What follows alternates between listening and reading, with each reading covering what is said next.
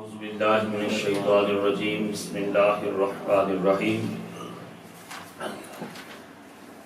ومنہم الذین یؤذون النبی ویقولون هو اذن قل اذن خیر لکم یؤمن باللہ ویؤمن للمؤمنین ورحمۃ للذین آمنوا منکم والذین یؤذون رسول اللہ لہم عذاب علیم۔ اللہ پاک نے منافقین کا پردہ چاک کرتے ہوئے یہ ارشاد فرمایا کہ ان میں سے کچھ ایسے بھی ہیں یؤذون النبی، جو اپنی بد زبانی سے رسول اللہ صلی اللہ علیہ وسلم کو تکلیف چاہتے ہیں۔ وَيَقُولُونَ هُوَ أُذُنٌ وَيَقُولُونَ هُوَ أُذُنٌ کہتے ہیں کہ نبی علیہ السلام کانوں کے بڑے کچے ہیں۔ قُلْ أُذُنُ خَيْرٍ لَكُمْ، آپ فرما دیجئے کہ میرا رسول سنتا ہے جس میں بلا ہے تمہارا، یؤمن باللہ یقین رکھتا ہے اللہ پر، ویؤمن للمؤمنین اور یقین کرتا ہے مومنوں کی باتوں پر، ورحمۃ للذین آمنوا منکم اور سراپا رحمت ہے ان لوگوں کے لیے جو ایمان لائے تم میں سے، والذین یؤذون رسول اللہ لہم عذاب علیم، جو لوگ دکھ پہنچاتے ہیں اللہ کے رسول کو ان کے لیے دردناک عذاب ہے۔ یحلفون باللہ، منافق قسمیں اٹھاتے ہیں اللہ کی، باللہ لکم یہ تمہارے لیے اللہ کی قسمیں اٹھاتے ہیں، لیردوکم تاکہ خوش کرے تمہیں، واللہ ورسولہ احق ان یردوہ، اللہ اس کا رسول زیادہ حقدار ہیں کہ اسے راضی کرے، ان کانوا مومنین اگر وہ ایماندار ہیں۔ الم یعلموا انہ من یخادع اللہ ورسولہ، کیا وہ یہ نہیں جانتے کہ جو شخص مخالفت کرتا ہے اللہ اور اس کے رسول کی، فان لہ نار جہنم خالدا فیہا، تو اس کے لیے دوزخ کی آگ ہے، ہمیشہ اس میں رہے گا۔ ذالک الخزی العظیم، یہ بہت بڑی رسوائی ہے۔ یحذر المنافقون ان تنزل علیہم سورۃ، منافق ڈرتے رہتے ہیں کہ کہیں نازل نہ کی جائے اے اہل ایمان تم پر کوئی سورت تنبئہم بما فی قلوبہم، جو آگاہ کر دے انہیں جو کچھ منافقوں کے دلوں میں ہے۔ قل استہزئوا، آپ انہیں فرمائیے کہ مذاق کرتے رہو، ان اللہ مخرج ما تحذرون، اللہ ظاہر کرنے والا ہے جس سے تم خوف زدہ۔ وَلَئِن سَأَلْتَهُمْ لَيَقُولُنَّ، اگر آپ ان سے پوچھیں کہ تم نے یہ باتیں کی ہیں، لَيَقُولُنَّ تو وہ کہیں گے اِنَّمَا كُنَّا نَخُوضُ وَنَلْعَبُ، ہم تو بس دل لگی کر رہے تھے، ویسے ہم گپیں لگا رہے تھے، خوش طبعی کر رہے تھے۔ قل اے نبی فرما دیجئے اب اللہ و آیاتہ و رسولہ کنتم تستہزئون، گستاخو اللہ سے مذاق کرتے ہو، اس کی آیتوں سے مذاق کرتے ہو، اس کے رسول سے مذاق کرتے ہو، لا تعتذروا اب بہانے نہ بناؤ، قد کفرتم بعد ایمانکم تم کافر ہو چکے ہو ایمان کا اظہار کرنے کے بعد۔ ان نعفو عن طائفۃ منکم، اگر معاف بھی کر دے ہم تم میں سے ایک گروہ کو، نعذب طائفۃ تو ہم ایک دوسرے گروہ کو ضرور عذاب دیں گے، بأنہم کانوا مجرمین کیونکہ وہی اصل مجرم ہے۔ تو منافق جو ہے نبی کریم علیہ الصلوۃ والسلام کے بارے میں طرح طرح کی باتیں جو ہے وہ کہتے، اور جن میں ایک بڑی بات یہ کہتے کہ چلے آج کوئی بہانہ لگا لیتے ہیں اور نبی علیہ الصلوۃ والسلام کانوں کے معاذ اللہ استغفر اللہ بڑے کچے ہیں، ان کو جو بھی بات کرے نا تو اس کے اوپر یقین کر لیتے ہیں اور اس بات کو سچ سمجھ تو ہم کوئی بہانہ لگا دیں گے اور وہ کہیں گے یہ بات صحیح کر رہے ہیں۔ تو اللہ رب العزت نے ارشاد فرمایا کہ منافقو تم کہتے ہو کہ میرے رسول کانوں کے کچے ہیں، نہیں، وہ تم ان کے اخلاق کا تقاضا ہے کہ وہ تمہاری ہر بات سن لیتے، ان کے اخلاق کا تقاضا ہے، اور آپ تو کہ اخلاق کریمانہ کا یہ عالم ہے کہ وَإِنَّكَ لَعَلَىٰ خُلُقٍ عَظِيمٍ، آپ اخلاق کریمانہ کے سب سے اعلیٰ معیار کے اوپر فائز ہیں۔ اور رسول اللہ صلی اللہ علیہ وسلم نے فرمایا بھی وہ اُتَمِّمَ مَكَارِمَ الْأَخْلَاقِ کہ اللہ تعالیٰ نے مجھے اس لیے بھیجا ہے کہ میں اخلاق کریمانہ کی تکمیل کروں، اتنی اچھی عادتیں ہیں، جتنی گڈ ہیومن کریکٹرسٹکس ہیں، ان سب کی تکمیل کے لیے مصطفیٰ نے فرمایا، اللہ نے مجھے مبعوث فرمایا۔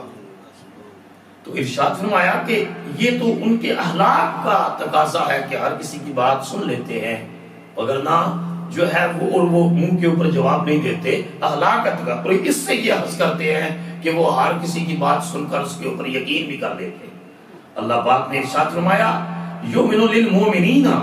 وہ ایمان والوں کی یہ رسول اللہ پر یقین رکھتا ہے، یہ رسول اور ایمان والوں کی تصدیق کرتا ہے۔ اور ارشاد فرمایا وَرَحْمَةٌ لِّلَّذِينَ آمَنُوا مِنْكُمْ، اللہ کا رسول مہربان ہے ان لوگوں کے لیے جو تم میں سے ایمان لائے، کیونکہ اللہ کا ارشاد ہے وَخْفِضْ جَنَاحَكَ لِلْمُؤْمِنِينَ، شفقت کے بازو پھیلائے رکھیے ایمان والوں کے لیے۔ نبی کریم علیہ الصلوۃ والسلام کی صفات میں سے ایک بہت بڑی صفت حلم کی ہے، اور یہ کیا؟ حلم، برداشت، بات سن کر اس کو برداشت کر لینا، اور اچانک کا عام آری طرح جو ہیومن نیچر ہے غصے میں نہ آ جانا۔ ایک شخص یہودی، اس سے نبی کریم صلی اللہ علیہ وسلم نے قرض لیا اور وہ مدت مقرر کر دی کہ اتنے عرصے میں قرض لوٹا دیا جائے گا، تو اس میں ابھی 1 یا 2 دن رہتے تھے، اور نبی کریم صلی اللہ تعالی علیہ وآلہ وسلم جو ہے وہ ایک جنازے میں شرکت کے لیے تشریف لے گئے، اور وہ شخص بیان کرتا ہے کہ میں نے جو ہے وہ نبی کریم علیہ الصلوۃ والسلام کی آزمائش کرنا چاہی، وہ یہودی کہتا ہے میں نے آزمائش کرنا چاہی،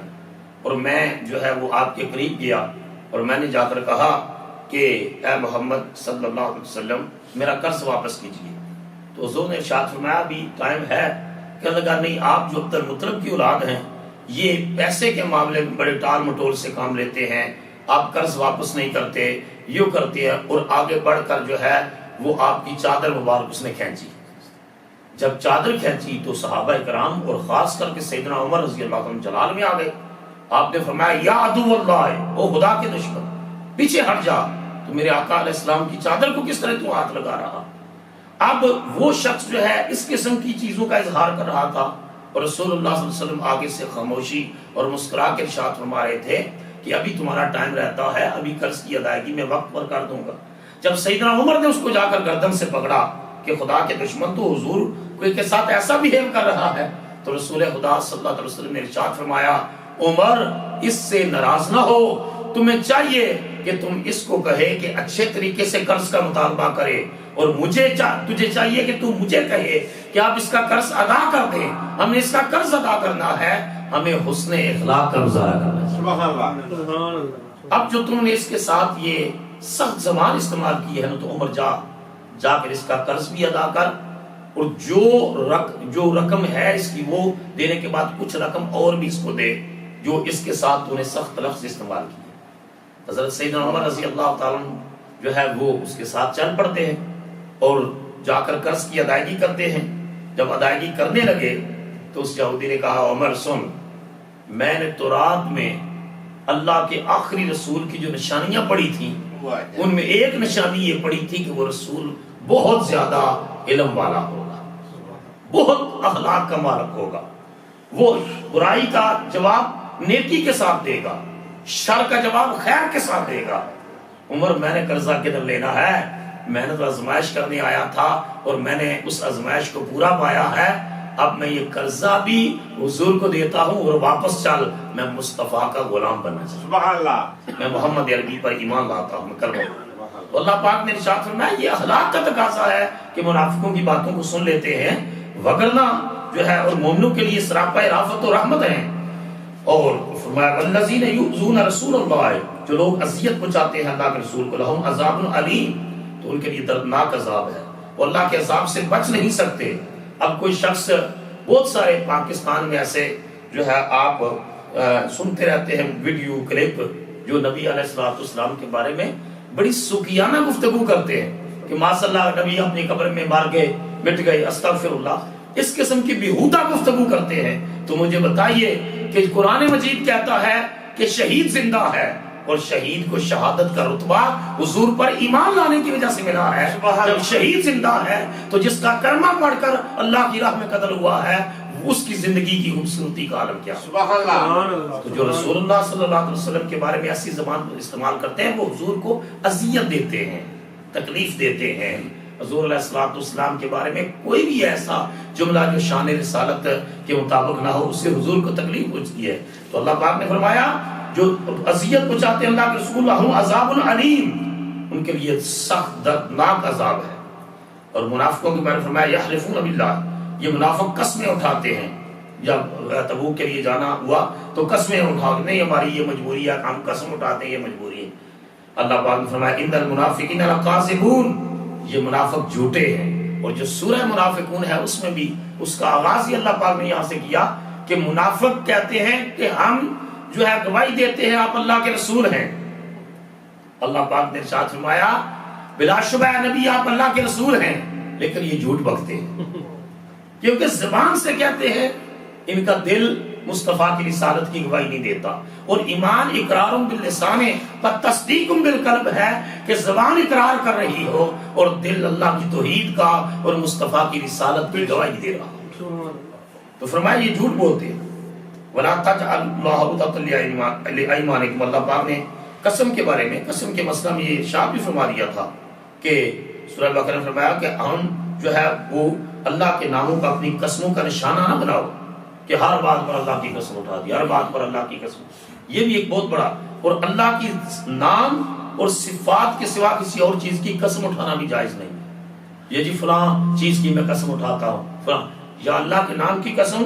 یا اللہ کی صفات میں سے کسی صفت کی قسم، اس کے سوا کا، اور اس میں بھی ہر درجے کی احتیاط کی ضرورت ہے۔ حضرت عیسیٰ علیہ السلام کے بارے میں یہ آتا ہے کہ آپ نے ایک شخص کو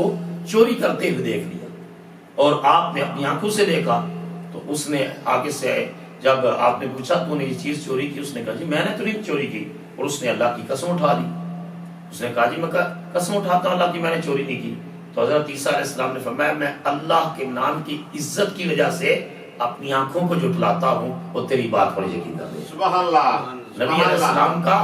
خلق اللہ کے ہر پیغمبر کا کتنا اعلیٰ ہے۔ آپ نے فرمایا تو نے اللہ کی قسم اٹھائی ہے تو میں اللہ کے نام کی عزت کی وجہ سے کر کے جو ہے وہ اپنی آنکھوں کو جھٹلا دیتا ہوں۔ تو فرمایا اللہ کے ناموں کو اپنے معاملات کے لیے ڈال نہ بناؤ، اللہ کے نام کا اپنی قسموں کا نشانہ نہ بناؤ۔ اور آگے ارشاد فرمایا کہ یہ قسمیں اس لیے اٹھاتے ہیں لِيُرْضُوكُمْ، تاکہ تمہیں خوش کر دیں اور پتہ چلے لوگوں کے سامنے جی قسم اٹھا کر کہا ہم پکے مومن ہیں، ہم آپ کے ساتھ ہیں، ہم جان مال کی بازی لگا دیں گے۔ اللہ پاک نے فرمایا یہ تمہیں خوش کرنے کے لیے اور مومنوں کو خوش کرنے کے لیے یہ قسمیں اٹھاتے ہیں۔ واللہ ورسولہ احق ان یرضوہ، حالانکہ اللہ اور اس کا رسول حقدار ہیں کہ اس کو راضی کیا جائے۔ اب اصول یہ ہے کہ جب اللہ اور اس کے رسول دو ذاتیں ہوں تو تثنیہ کی ضمیر استعمال ہوتی ہے عربی گرامر کے اعتبار سے۔ تو یہاں لفظ اللہ و رسولہ، اللہ اور اس کا رسول احق، حقدار ہیں، ان یرضوہما ہونا چاہیے تھا، مگر سورہ توبہ میں اللہ نے فرمایا ان یرضوہ، واحد کی ضمیر استعمال کی، اللہ اور اس کا رسول حقدار ہیں کہ اسے راضی کیا جائے۔ تو علماء لکھتے ہیں کہ ذاتیں دو ہیں، ضمیر واحد کی اللہ نے اس لیے استعمال کی کہ جو مصطفیٰ کو راضی کر لے اس نے خدا کو راضی کر لے۔ سبحان اللہ۔ سبحان اللہ۔ جو مصطفیٰ کو خوش کر لے گا وہی خدا کو خوش کر لے گا، اور جس نے مصطفیٰ کو ناراض کر لیا اس نے خدا کو ناراض کر لیا۔ تو اس آیت سے یہ بھی پتا چلا کہ اللہ اور اس کے رسول کا ذکر اکٹھا کرنا کہ اللہ بہتر جانتا ہے، اس کا رسول بہتر جانتا ہے، میرا یہ کام اللہ اور اس کے رسول کے سپرد۔ اللہ خود قرآن میں فرما رہا ہے اللہ اور اس کا رسول حقدار ہے کہ اسے راضی کر لیا۔ ایک آدمی حضرت خواجہ غلام فرید کی بارگاہ میں حاضر ہوا، کہنے لگا جی اللہ اور اس کے رسول میں فرق کیا ہے؟ حضور نے ارشاد، خواجہ غلام فرید انہوں نے ارشاد فرمایا، آپ نے فرمایا کہ اللہ خالق ہے اور حضور مخلوق ہے، وجوداً جدا ہیں لیکن محبتاً ایک ہیں، نفساً جدا ہیں، وہ خالق ہے حضور مخلوق ہیں، وہ معبود ہے حضور عبد ہے، لیکن اطاعت دونوں کی ایک ہے۔ جو رسول کی اطاعت کرے وہ اللہ کی اطاعت کرتا ہے، جو رسول کو راضی کرے وہ اللہ۔ وہ کہتا ہے جی اتنی ثقیل گفتگو، علمی گفتگو میری سمجھ میں نہیں آئی۔ آپ نے فرمایا پھر میں تیری زبان اور تیرے ذہنی سطح کے مطابق بتاتا ہوں، ہک ہے ہک ہے ہک ہے، جڑا ہک نو ڈو کر جانے کافر تے مشرک ہے۔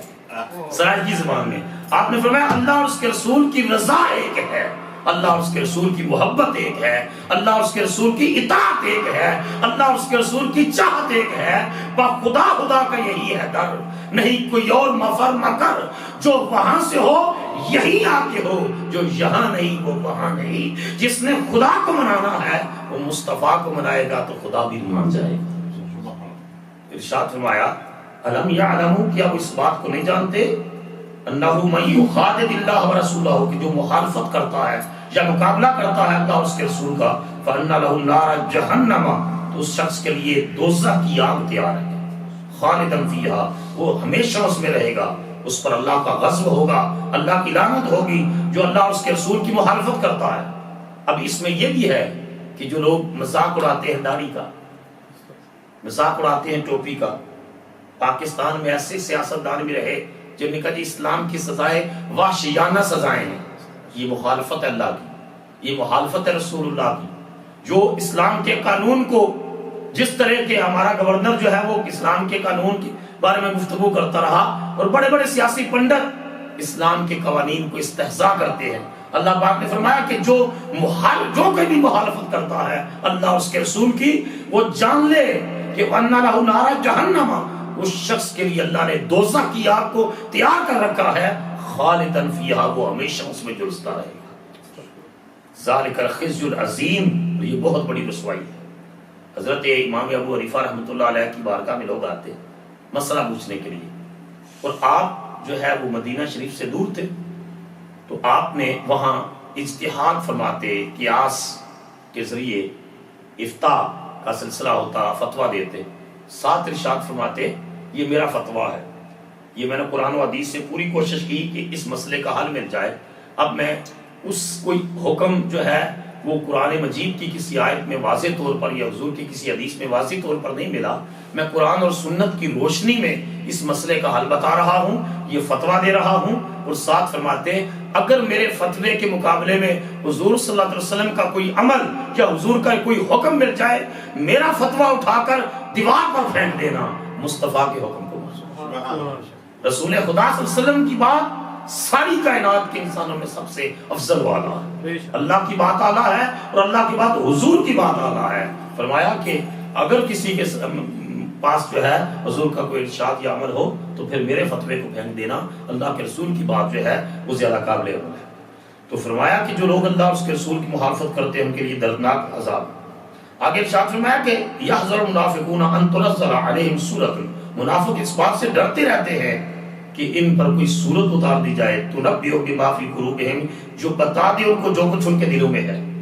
کیونکہ کئی مرتبہ ایسا ہوا کہ وہ اپنی نجی محفلوں میں کوئی گفتگو کرتے اور اللہ وحی کے ذریعے مصطفیٰ کو بتا دیتے کہ ان ظالموں نے یہ باتیں کی، تو اس بات کو انہیں اندازہ بھی تھا، ڈرتے بھی رہتے تھے۔ قل استہزئوا، اے پیغمبر آپ ارشاد فرما دیجئے کہ جتنا ٹھٹھا کرنا ہے، مذاق کرنا ہے کر لو، ان اللہ مخرج ما تحذرون، بے شک اللہ نکالنے والا ہے اس چیز کو جس سے تم ڈرتے ہو۔ اب حضور سفر تبوک پر تھے اور حضور علیہ الصلوۃ والسلام کی اونٹنی اسوا وہ چلتے چلتے جو ہے دور نکل گئی، گم ہو گئی۔ ایک صحابی ایک جگہ ڈھونڈا، دوسری جگہ ڈھونڈا، تیسری جگہ، اونٹنی مل نہیں رہی رسول اللہ صلی اللہ علیہ وسلم کی سفر میں۔ تو ہمارا ایک صحابی بیان کرتے ہیں کہ زید نام کا ایک شخص تھا، اس نے جو ہے وہ اپنے خیمے میں یہ بات کہی کہ یہ محمد کہتا ہے میں اللہ کا نبی ہوں اور میرے پر آسمان سے خبریں آتی ہے، وہی آتی ہے، اور ان کو یہ نہیں پتا کہ اونٹنی کدھر گئی، اس بات کا تو پتا نہیں کہ اونٹنی کدھر گئی ہے، اور دعویٰ ہے کہ آسمان کی خبریں آتی ہیں، وہی آتی ہے، اللہ کی طرف سے میسج آتے ہیں، دعویٰ یہ کرتے ہیں، اور اونٹنی کا پتا نہیں کدھر گئی ہے۔ صحابہ ڈھونڈ رہے تھے، تو تھوڑی دیر کے بعد وہ ہمارا بیان کرتے ہیں کہ میں رسول اللہ کی مجلس میں تھا، نبی کریم علیہ الصلوۃ والسلام نے ارشاد فرمایا کہ ایک شخص ہے بدباطن، اس نے میرے بارے میں یہ جملے کہے ہیں کہ ان کو آسمانوں کی خبریں کہتی آتی ہیں ہمارے پاس، اور اپنی اونٹنی کا تو پتہ نہیں ہے کہاں ہے۔ حضور نے فرمایا میں وہی بات کرتا ہوں جو میرا رب بتاتا ہے، اور میرے رب نے ابھی مجھے بتا دیا ہے کہ اونٹنی فلاں جگہ پر ہے وادی میں، ایک جھاڑی کے اندر اونٹنی کی نکیل جو ناک کا رسہ ہوتا ہے وہ اٹکی ہوئی ہے، اور وہاں سے جا کر لے آؤ۔ حضور نے فرمایا اس منافق نے مجھے تکلیف دی ہے ایسی باتیں کر کے، اب جو ہے صحابی گئے اور واقعی وہاں اونٹنی تھی، اس کی رسی جو ہے جھاڑی کے اندر جو ہے وہ پھنسی ہوئی تھی اور وہ اونٹنی کو قصوہ کو لے آئے۔ یہ عمارہ رضی اللہ عنہ بیان کرتے ہیں کہ میں واپس اپنے خیمے میں آیا اور میں نے کہا آج عجیب بات ہے، کسی بات نے رسول اللہ کو تکلیف پہنچائی ہے، اپنی گفتگو سے اپنے تبصرے سے اللہ کے رسول علیہ السلام کی طبیعت کو بوجھل کیا ہے۔ تو کہتے میرا بھائی کہنے لگا یہ بات تو زید نے کی ہے اور یہ ہمارے خیمے میں ٹھہرا ہوا ہے۔ نے کہا اس نے بات کی؟ ہم نے کہا ہاں، اور یہودیت سے وہ اسلام کی طرف آیا تھا، یہودی تھا اور دل سے اسلام نہیں قبول، اوپر سے مسلمان ہوا تھا۔ تو حضرت عمارہ کہتے ہیں میں نے جا کے اس کی گردن سے پکڑا، میں نے کہا یا عدو اللہ اخرجی من رحلی، اے خدا کے دشمن دفع ہو میرے خیمے سے نکل، تو مصطفیٰ کا دشمن ہے، منافق ہے، اور ہم مصطفیٰ سے محبت کرتے ہیں، سبحان اللہ، ہم حضور سے محبت کرنے والے۔ اب یہاں اب دیکھیے اس کا جواب آگے آیا، اللہ پاک نے فرمایا وَلَئِن سَأَلْتَهُمْ، اگر آپ ان سے پوچھیں نا تم نے ایسی بات کیوں کی ہے جس کی وجہ سے لوگوں میں افراتفری پھیلے، بدگمانی، لا یقولن، تو کہتے ہیں وہ شخص بھی اور باقی بھی کہتے ہیں انما كنا نخوض ونلعب، نہیں ہم تو صرف دل لگی کر رہے تھے، ہم تو مذاق کر رہے تھے، ہم تو ٹھٹھا کر رہے تھے۔ ہر دنیا کا بدباطن آدمی جب اس کا جھوٹ ظاہر ہو جائے، نفاق ظاہر ہو جائے تو کیا کہتے ہیں نہیں جی میں نے تو ویسے ہی بات کی تھی، ہم تو دل لگی کر رہے تھے۔ آگے اللہ تعالیٰ کا ارشاد دیکھیے قل اب اللہ وآیاتہ ورسولہ کنتم تستہزئون، اے نبی ان سے پوچھئے اللہ سے مذاق کرتے ہو، اس کی آیتوں سے مذاق کرتے ہو، اس کے رسول سے مذاق کرتے ہو؟ تو جب یہ آیات اتری تو منافقوں نے کہا ہم نے تو اللہ کا جو ہے مذاق نہیں کیا، ہم نے تو ایک بندے کا مذاق کیا ہے۔ اللہ نے فرمایا ظالمو یہ صرف بندہ ہی نہیں ہے، یہ محبوب خدا بھی ہے، سبحان اللہ، یہ حبیب کبریا بھی ہے، یہ محبوب خدا ہونے کے ساتھ انبیاء کے اور رسل کے تاجور بھی ہیں، محمد عبدہ و رسولہ، بندے بھی ہیں اور اللہ کے پیارے رسول بھی ہیں۔ سبحان اللہ، تو فرمایا کہ لا تعتذر، جب ان کا نفاق ظاہر ہو گیا تو آ کر ایکسکیوز کرنے لگے، معذرتیں پیش کرنے لگے، سوری کرنے لگے۔ اللہ پاک فرمایا لا تعتذروا، اب بہانے نہ بناؤ، اب معذرتیں نہ کرو، قد کفرتم بعد ایمانکم، تم نے ایمان کا اظہار کرنے کے بعد کفر کر دیا ہے، کیونکہ رسول اللہ کے بارے میں ایسی بات ہے، ایمان لانے کے بعد تم نے کفر کر دیا ہے، اب اس کی جو ہے ضرورت نہیں ہے۔ انافن طائفۃ منکم، اللہ پاک نے ارشاد فرمایا کہ اب اس کی جو ہے تم نے ایمان لانے کے بعد کفر کر دیا ہے، اور اگر ہم چاہیں گے تو ایک گروہ کو تم میں سے معاف کر دیں گے، اور نعذب طائفتن، اور دوسرے گروہ کو سزا دیں گے۔ اور اس کا مطلب یہ ہے کہ اگر کوئی سچے دل سے توبہ کر لے گا تو اللہ چاہے گا اس کی توبہ کو قبول کرتے ہوئے اس کو معاف فرما دے، جس طرح کہ کچھ منافقوں نے حضور کی دنیا سے تشریف لے جانے کے بعد پھر سچے دل سے توبہ کر لی۔ عبداللہ بن ابی منافقوں کا سردار مر گیا، حضور اس کے جو ہے وہ جنازے پر تشریف لے گئے اس نیت کے ساتھ کہ یہ تو ساری زندگی